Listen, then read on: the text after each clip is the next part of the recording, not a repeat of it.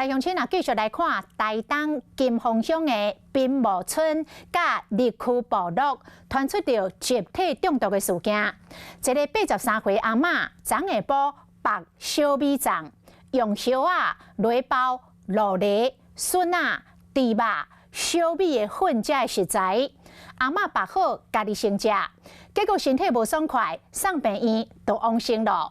这家属直接的感觉就是夜病来往生，就甲阿嬷车转去厝，亲戚朋友来念香，就食这个阿嬷所绑的小米粽做点心，结果陆续来出现着丢、吐、不白泡等等的镜头，有6个人当场就无呼吸心跳，上尾啊，总共有12个人送病院，目前已经有3个人死亡，9个人还在抢救，医生初步怀疑是 心经性中毒。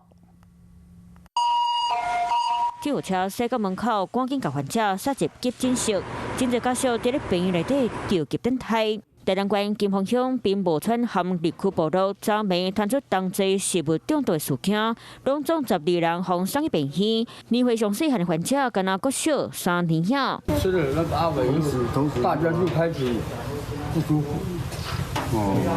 因为我家里昨天只有阿妈吃，她煮完之后只有阿妈自己有吃。根据了解，敢若就是这一大包小米粽，83岁姓詹的阿嬷，昨下晡用烧啊包肉类、竹笋、猪肉、小米粉等食材，家己包10条小米粽，陪阿嬷先家己吃。后尾身体无爽快，叫救护车送去病院，无妨救回来。亲人感觉是疾病过身，半暝11点回来到处理办丧事，嘛甲阿嬷在生前包的小米粽分互大家吃。是毋到半暝3点，亲戚朋友就开始咧吐、抽疼、个母白泡等镜头，来人当场无喘气，落尾拢总12人互送去病院。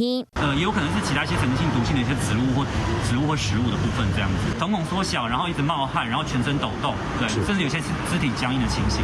涵盖所有的里面所有的食材，我们都会可疑的食材检体，我们都会采集。